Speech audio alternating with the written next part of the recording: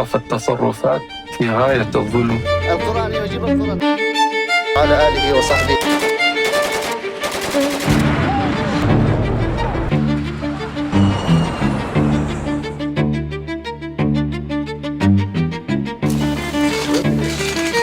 America will find you, and we will bring you to justice. Dead or alive. The United States has conducted an operation that killed Osama bin Laden, the leader of Al-Qaeda. 2001-ci il 11 sentyabr. Amerika Birləşmiş Ştatları. Günəşli bir səhərə oyanan New York həmişə olduğu kimi hərəkətlidir. Lakin bu gözəl gün tarixin ən qaranlıq, ən çox müzakirə ediləcək səhifələrindən birinə çevriləcəkdir.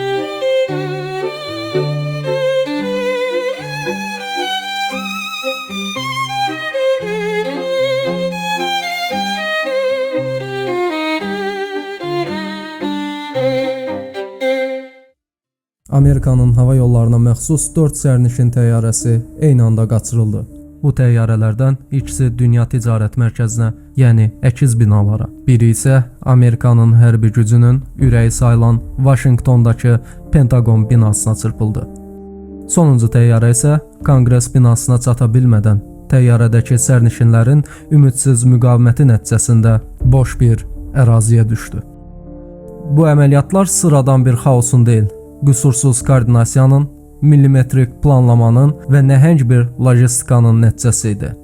İlk saatlarda rəsmi qurumlar birbaşa ad çəkmirdi.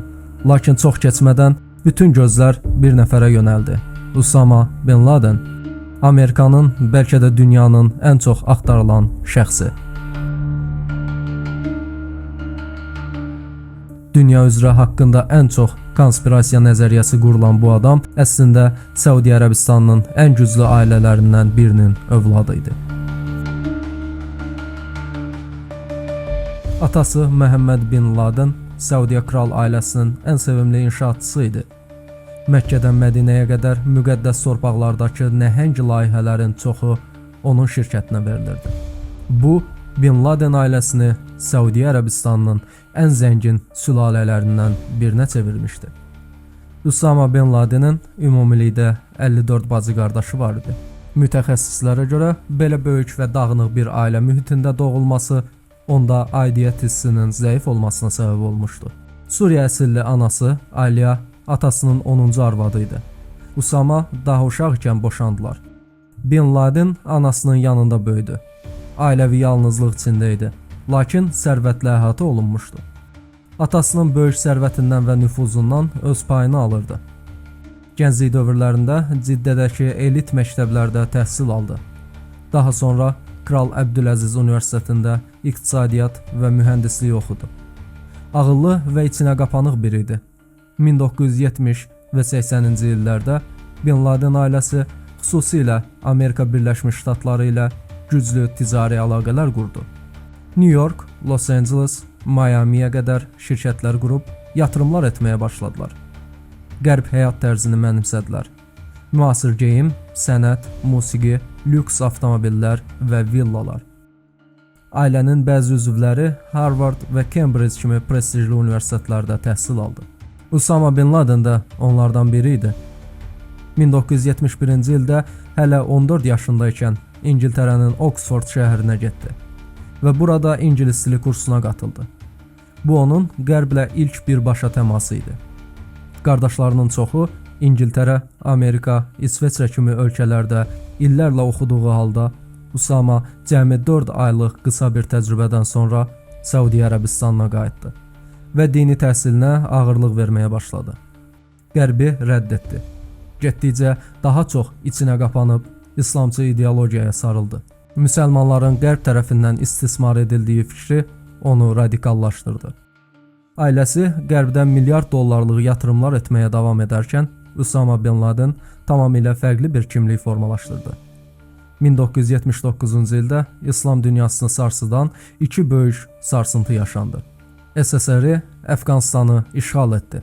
İranda isə İslam inqilabı baş verdi. Bu dalğa milyonların zehnində yeni bir istiqamət yaratdı. Usama bin Laden isə universitet illərini geridə qoyub Əfqanistana yönəldi. At üstündə dağların kölgəsindəki mağaralarda mücahid döyüşçülərlə birlikdə yaşamağa başladı. Lakin onun əsas gücü sərvətində idi. 1980-ci illərdə milyonlarla dollarlıq ailə mirasını Qərbə qarşı İslami Cihad hərəkatına və Əfqan mücahidlərinə axıtdı. Bu pulla silah, nəqliyyat, infrastruktur təmin edildi. Savaşın görünməyən damarlarını o bəsləyirdi. Qısa müddətdə mücahidlərin təşkilatçısına çevrildi və dünyanın hər tərəfindən gəncləri toplamaqla Əfqan cihadına yönləndirdi. Bu illərdə Amerika Birləşmiş Ştatları SSR-ni zəiflətmək üçün Əfqanistandakı cihad hərəkatını dəstəkləməyə qərar verdi. Beləliklə, Bin Laden və CIA dolayı şəkildə birlikdə işləməyə başladı. Ərazidə birbaşa yan-yana gəlməsələr də, Sovet ordusuna qarşı döyüşən dolaylı müttəfiqlər idilər. 1989-cu ildə Sovet qoşunları Əfqanistandan çəkildiyində mücahidlər qələbəni qeyd edirdi. Qərb mediası isə həmin günlərdə yeni bir qəhrəmanı ön plana çıxarırdı. Gənc ərəb milyarderi, mücahid qəhrəman Usama Bin Laden. Artıq yalnız dağların kölgəsindəki biri deyil, bütün dünyanın tanıdığı mühüm bir fiqur idi. Minlərlə mücahid hələ də onun ətrafında idi. Savaş bitdikdən sonra Bin Laden qurduğu bu mücahid şəbəkəni qalıcı etməyə qərarına gəldi və beləliklə yeni bir təşkilat doğuldu: Əl-Qaidə. Xüsusilə Körfəz müharibəsindən sonra Amerika əsgərlərinin Səudiyyə torpaqlarında daimi şəkildə yerləşməsi Bin Ladenin Amerikaya qarşı düşmənçilik bəsləməsinə səbəb oldu. Zamanla bu nifrət daha da artdı və ideoloji savaşa çevrildi. Artıq düşmən bəlli idi: super güc Amerika. Bir zamanlar CIA tərəfindən dolayı olaraq dəstəklənən bu adam çox keçmədən 11 sentyabr hücumlarının əmrini verən şəxs olacaq və Amerika Birləşmiş Ştatlarının bir nömrəli düşməni halına gələcəkdi. Köhnə dostlar düşmənə çevrilmişdi. Tarixçilər isə bu ironiyanı tək bir cümlə ilə izah edirdi: Amerika öz canavarını öz əlləri ilə yaratdı. İndi sizə göstərəcəyim bu şəkli həyatınızda ən azı bir dəfə gülməli bir kapsda və ya sosial mediada görmüş olma ehtimalınız çox yüksəkdir. Dağınıq saçları və yuxudan yeni oyanmış şişkin üzü ilə bu ikonik kadr illər boyunca internetdə məsxərə mövzusu oldu. İlk baxışda qəribə bir obraz kimi görünən bu şəxs əslində dünya tarixini başdan aşağı dəyişdirən nadir insanlardan biridir. Xalid Şeyx Muhammed. Sanıldığının əksinə heç də gülməli biri deyil. Hər nə qədər belə görünməsə də, bu adam Amerikanın tarixindəki ən böyük hücumun memarıdır. 11 sentyabrda 4 sərnişin təyyarəsinin eyni anda qaçırılıb Amerikanın vacib mərkəzlərinə çırpılması fikrini Usama Bin Ladenə təqdim edən, planın bütün texniki detallarını quran şəxs, dağınıq saçlı və pijamalı halı ilə məsxərəyə çevrilsə də, əslində 3000-dən çox insanın ölümünə səbəb olan hücumun operativ beynidir. Foto 1 mart 2003-cü ildə Pakistanda həyata keçirilən basqın zamanı çəkilib.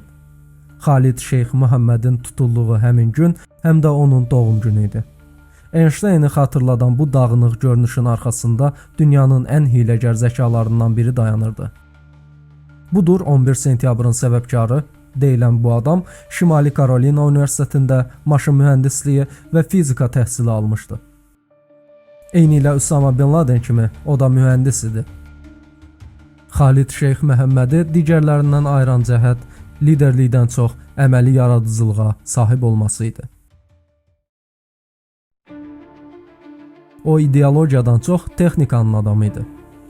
1990-cı illərdə eyni anda 12 sərnişin təyyarəsini havada partlatmaq üzərinə qurulan, məqsədi Papanı öldürmək olan Bojinka planı adlı layihə hazırlandı. Filippində plan ifşa olunduğu üçün həyata keçirilə bilmədi. Lakin bu cəhd əslində 11 sentyabrın test mərhələsi idi. Təyyarələri bir bomba kimi istifadə etmə fikri məhz o zaman yaranmışdı. Bu həm logistika, həm pilotaj, həm də mərkəz təşkilatlanma baxımından inanılmaz dərəcədə mürəkkəb bir plan idi. Xalid bu çılğın ideyanı Bin Ladenə təqdim etdikdə ilk reaksiya mümkünsüz və çox uydurma olmuşdu. Ancaq Xalid Şeyx Məhəmməd hazırlığı aylarla davam edən detallı planı izah edəndə Bin Laden razılaşdı və Amerika Birləşmiş Ştatları bu adamın ağlından və qələmindən çıxan o ütopik planla tarixinin ən qaranlıq günlərindən birini yaşadı. Ancaq yenə də məsuliyyət tək bir şəxsdə idi. Bu fikrin həyata keçməsi üçün son sözü söyləyən tək bir mənbə vardı. O imzanı atan, qərarı verən və fəlakətin qapısını açan şəxs Usama Bin Laden idi.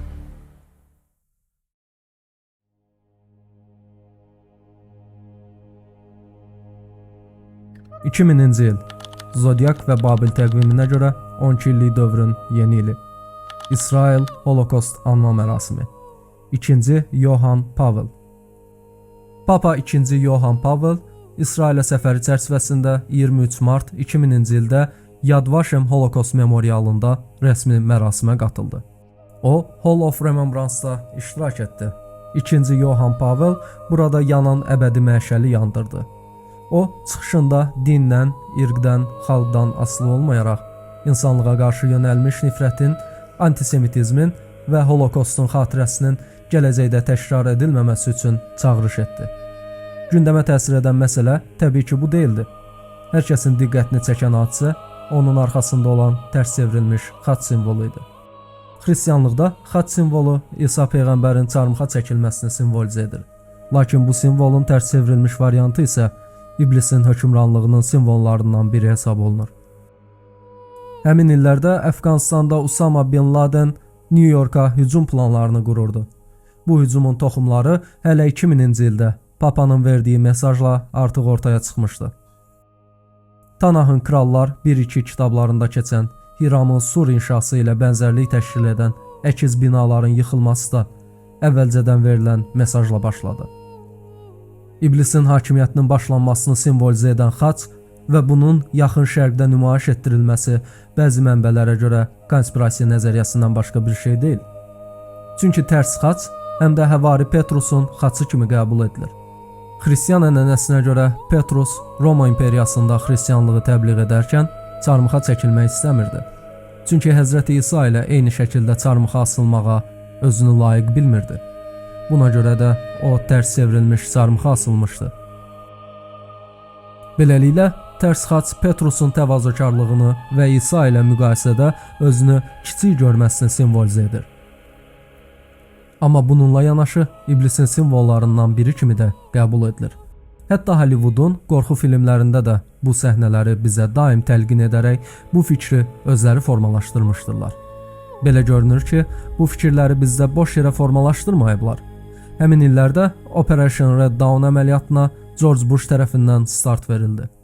ABŞ-ın İraqa hücum planları artıq müzakirə edilirdi. Çünki Səddam artıq İranla Qərb arasında baryer olmaqdan çıxmış və ABŞ-a problemlər yaratmağa başlamışdı. Həm də kütləvi qırğın üçün qaz bombalarından istifadəsi BMT-ni hərəkətə keçirdi. Beləliklə Səddama qarşı hücum planları Amerikanın əsas məqsədlərindən birinə çevrildi. Bu haqda Səddam Hüseyn haqqında olan sənədli filmdən izləyə bilərsiniz.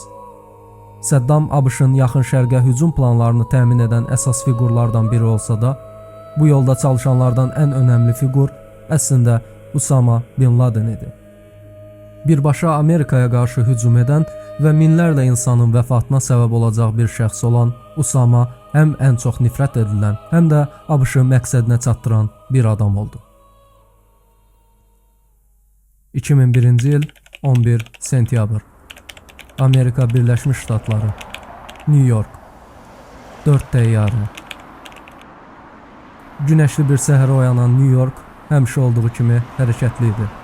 Lakin bu gözəl gün tarixin ən qaranlıq, ən çox müzakirə ediləcək səhifələrindən birinə çevriləcəkdi. Massachusetts'in Boston Logan Beynəlxalq Hava Limanında 2 təyyarə, American Airlines 11 uçuş nömrəli, United Airlines 175 uçuş nömrəli təyyarəsi, New Jersey ştatında Newark Beynəlxalq Hava Limanından American Airlines 77 uçuş nömrəli təyyarəsi və United Airlines-a məxsus 93 nömrəli təyyarə Virginia ştatından havaya qalxdı. Hər bir təyyarədə 4-5 nəfərdən ibarət terrorçu qrup var idi. Hamısı bileti əvvəlcədən almış, təhlükəsizlikdən adi sərnişin kimi keçmişdilər. O dövrdə hava limanlarında bıçaq tipli boks katırlara icazə verilirdi. Terrorçular da məhz bu boşluqdan istifadə edib bu kimi kəsici alətlərlə təyyarələrə daxil oldular. Xalidin planı artıq işə düşmüş və tam planlandığı kimi irəliləyirdi. Təyyarələr uçuşa qalxdıqdan 20-30 dəqiqə sonra terrorçular hərəkətə keçdilər. Bunun səbəbi təyyarələrin artıq stabil yüksəlmə mərhələsinə çatması idi. Bu zaman sərnişin kəmərləri açılır, ekipaj yemək-içmək hazırlığına başlayır və kokpit qapısı bəzən açıq olurdu. Bu hal hücum üçün ən ideal vaxtlardan biri idi. Qruplar ayağa qalxaraq kokpitə doğru irəliləməyə başladılar. İlk hədəf təyyarənin ekipaj üzvləri oldu. Bunlardan əvvəlcə bələdçiləri, sonra isə onlara yaxın sərnişinləri zərərsizləşdirdilər. Bunun iki məqsədi var idi: sərnişinlərin müqavimətini qırmaq və kokpitə getmək üçün yolu boşaltmaq. Bu mərhələdə qruplaşmadakı şəxslər həmin boks katır bıçaqlarından və bəzi mənbələrə görə göz yaşardıcı spreylərdən istifadə etdilər. Kokpit qapısını açmaq isə o qədər də çətin değildi. 2001-ci ildə təyyarələrdə dəmir qapıdan deyil, sadə taxta tipli qapılardan istifadə edilirdi. Terrorçular qapını ya qırıb açdılar, ya da açıq olduğu üçün içəri daxil ola bildilər. Pilotları zərərsizləşdirib təyyarənin idarə etməsini ələ aldılar. Pilotların yerinə keçən şəxslər Əl-Qaidənin xüsusi hazırlanmış pilotları, uzun illər ABŞ-da uçuş məktəblərində təlimlər keçmiş Muhammed Atta, Mərvan Əl-Şeyhi, Hani Hancur və Ziyad Cərrah idi. Təyyarə tam olaraq ələ keçdikdən sonra qrup üzvləri transponderi və standart radio əlaqəsini kəsərək yerlə əlaqəni tamamilə itirdi. Beləliklə, yer radarı təyyarəni tanımır, uçuş kodunu bilmirdi. Komanda məntəqəsi ilə əlaqə tamamilə kəsilirdi. Bu hadisə ABŞ hava nəzarətində böyük çaşqınlığa səbəb oldu. Təyyarənin sərnişinlər tərəfdəki qruplaşma üzvləri isə onları tabe olmağa məcbur edirdi. Onları yalnız fidyə məqsədi ilə qaçırdıqlarını bildirirdi. Amma təbii ki, belə deyildi. Bu, intihar əməliyyatı idi. Terrorçular idarə etməni aldıqdan sonra təyyarəni New Yorka çevirir və avtopilotla yaxınlaşırdılar. Son anlarda isə manual idarə etməyə keçirdilər. 2001-ci il 11 sentyabr saat 08:46 AA-11 təyyarəsi Şimal qülləsinin 94-98-ci mərtəbəsinə çırpıldı. Əkiz binalara hücum çərçivəsində ilk zərbə tam olaraq bu oldu. İnsanlar bu hadisəni təyyarə qəzası olaraq düşündülər. Lakin 17 dəqiqə sonra daha bir partlayış, intihar əməliyyatı baş verdi. 2001-ci il 11 sentyabr saat 9:03 UA-175 təyyarəsi Cənub gülləsinin 77-85-ci mərtəbələrinə çırpıldı. Binalara hücumun ikinci zərbəsi bu idi. İnsanlar artıq hadisəni adi qəza deyil, terror hücumu olduğunu anladılar. Bu zərbə hamının gözü qarşısında canlı yayım zamanı baş verdi. ABŞ Müdafiə Nazirliyi, Pentagon, 09:37 Təyyarə havaya qalxdıqdan təxminən 30 dəqiqə sonra terrorçular eyni üsulla təyyarəni ələ keçirib istiqamətini geri, Vaşinqtona doğru yönəltdilər. Hani Hancurun 360 dərəcəlik ölümcül manevrini sərnişin təyyarəsi ilə etməsi onun çox yaxşı təlim keçmiş biri olduğunu göstərirdi. Çünki bu manevri hərbi pilotlar belə çətinliklə edirdilər. Məqsəd Pentagonun qərb tərəfini vurmaq olduğu üçün daha sonra təyyarəni alçaqdan uçurmağa başladı. O qədər alçaqdan uçmağa başladı ki, artıq yoldakı dirəkləri belə qırdı. Daha sonra isə təyyarə Pentagonun qərb tərəfinə çırpıldı. Pentagonun zərər görmüş tərəfi dərhal çökmədi. Amma böyük yanğın və dağıntı baş verdi. Zərbə anında təyyarə tamamilə parçalandı. Binanın ilk mərtəbəsi dağıldı. Təyyarədəki 64 nəfər və Pentagondakı 125 nəfər, ümumilikdə 189 insan həyatını itirdi. Saat 10:03 Ən sonuncu partlayış isə San Fransiskoya uçmalı olan UA-93 təyyarəsi ilə baş verdi. Sərnişinlər ailələri ilə telefon danışığı etdiyi üçün artıq bunun intihar əməliyyatı olduğunu öyrənmişdilər. Bu səbəbdən də terrorçuları zərərsizləşdirmək üçün hərəkətə keçdilər. Təyyarənin qara qutusu göstərir ki, içəridə güclü döyüş baş verib. Terrorçular təyyarəni geri ala bilmədikdə isə nəzarəti itirib, hədəfə çatmadan Pensilvaniyada qəzaya uğrayıblar. Belə hesab olunur ki, UA-93-ün məqsədi böyük ehtimalla Ağ Ev ya da ABŞ Konqres binası olub.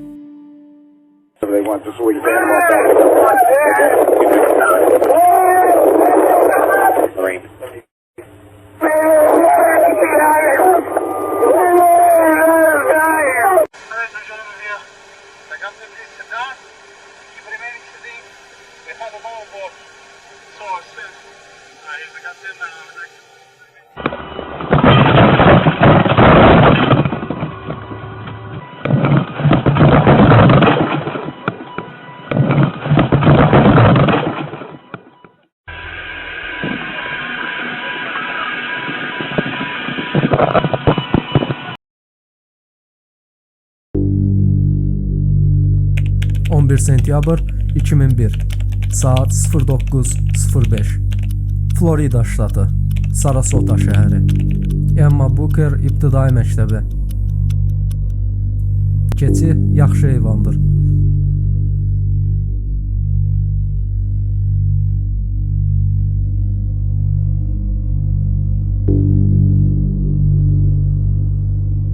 Prezident Bush hücumlar zamanı Florida ştatının Sarasota şəhərindəki Emma Booker İbtidai məktəbində idi. Oraya təhsil proqramları və erkən oxuma təşviqi ilə bağlı No Child Left Behind adlı tədbir üçün getmişdi. Məqsəd müəllimlərlə, məktəb rəhbərliyi və uşaqlarla qısa görüş keçirmək idi. Prezident Bush uşaqların sinifinə girib oxu dərsini izləməyə başladı. Bu, kameralar qarşısında olmaq üçün planlaşdırılmış normal bir ictimai tədbir idi. Məhz uşaqlar Pet God adlı qısa mətni oxuyarkən Andy Card gəlib qulağına hücum xəbərini pıçıldadı.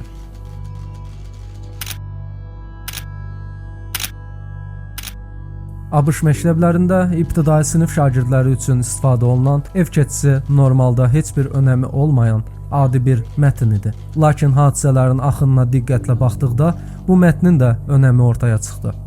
Bu mətn baş verən hadisəyə oxşarlıq təşkil edirdi. Hekayədə əsas qəhrəman bir qız uşağıdır. Onun bir keçisi var. Bu keçi adi ev heyvanı deyil. Biraz yaramaz, biraz döyüşkən xasiyyətlidir. Qız keçini çox sevsə də, o hər gün elə bir şey edir ki, qızın ailəsi bezir. Bir gün bağda bir oğru peyda olur. Qızın özü də qorxur. Keçi bunu gördükdə oğrunun üstünə cumur və onu qovur. Oğru qorxusundan qaçır. Bu hadisədən sonra qızın atası keçiyə fərqli gözlə baxır. Başa düşür ki, keçi ailəyə fayda gətirir. Hekayə qızın keçini qucaqlaması və atanın belə deməsi ilə bitir. Bu keçi yaxşı heyvandır.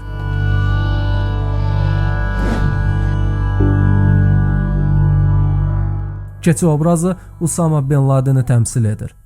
Hansı ki, bu hadisə nəticəsində ailəyə, ABŞ-a böyük fayda gətirdi. Və Qərbin yaxın şərqə doğru hücumuna zəmin yaradıldı. Bu hücumlar bu kimi tarixdə baş verənlər arasında ən çox konspirasiya nəzəriyyəsinə sahib hadisələrdən biridir. Bu nəzəriyyələrdən ən məşhur olanı isə Dünya Ticarət Mərkəzinin 7-ci binasının uçması hadisəsidir. Hadisə zamanı həmin binaya heç bir zərbə dəyməsə belə sərbəst düşmə sürəti ilə çökdü. Videolarda bina sanki planlı partlayış nəticəsində simmetrik olaraq çökür. Bəziləri digər binaların çökməsi haqqında da eyni fikirdədirlər. Güllələrin 10-12 saniyəyə düz aşağı simmetrik çökməsi ancaq binanın içərdən partladılması ilə ola bilərdi. Poladların əriməsi də şübhə oyadan məqamlardan biri kimi hesab olunur. Bildiyimiz kimi polad 1500 dərəcədə əriyir. Aviasiya yanacağı isə maksimum 500-800 dərəcəlik istilik yarada bilir. Odur ki, poladı hansı istilik əritdi? Partlayış səsləri də müəmmalı bir məqamı ortaya çıxarır. Çökmə vaxtı bir çox şahid ard-arda partlayış səsləri eşitdiklərini deyirlər. Bu da yenidən planlı, içərdən partladılmaya dəlil kimi sayılır. Təyyarələrin ələ keçirildikdən sonra ABŞ hava müdafiəsinin gec reaksiyası da qəsdən gözləmə kimi qiymətləndirilir. Hücumdan əvvəl Wall Streetdə şübhəli ticarətlər də baş vermişdi.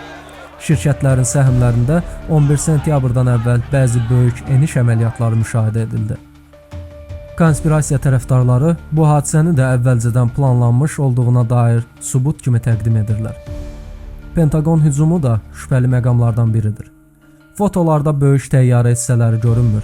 Hücum nəticəsində yaranmış deşik isə nisbətən kiçikdir. Bura isə təyyarə ilə deyil, raketlə vurulmuş hədəfə bənzəyir. Konspirasiya nəzəriyyələri bununla da bitmir. Hətta bunlardan ən önəmlisi də elə sonuncusudur. Project of the New American Century adlı sənəddə 2000-ci ildə Amerikanın yaxın şərqdə ssenariləri dəyişdirməsi üçün yeni Pearl Harbor tipli hadisə lazım olacaq cümləsi var. Bu cümlə isə 11 sentyabrla əlaqəli ola bilər. 1941-ci ildə ABŞ donanmasına qəfil hücum edən Yaponiya bunun cəzasını ağır ödədi. Dünya ticarət mərkəzi hücumlarından sonra isə ABŞ birbaşa yaxın şərqə girə bildi.